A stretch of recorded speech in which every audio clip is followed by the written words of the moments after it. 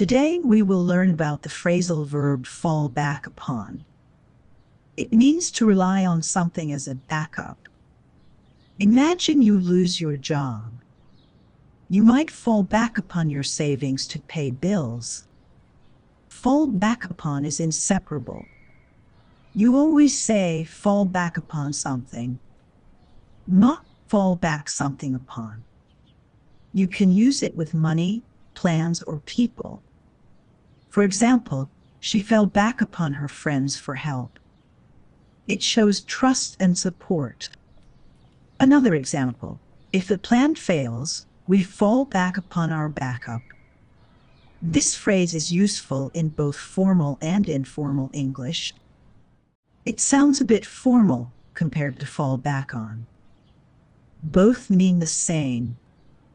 Remember, fall back upon is used when other options are not available. Practice using it in sentences about backup plans or support. Try saying, I fall back upon my experience when things get tough. This will help you sound natural and confident. Now, use fall back upon in your daily conversations. Keep practicing and you will improve quickly.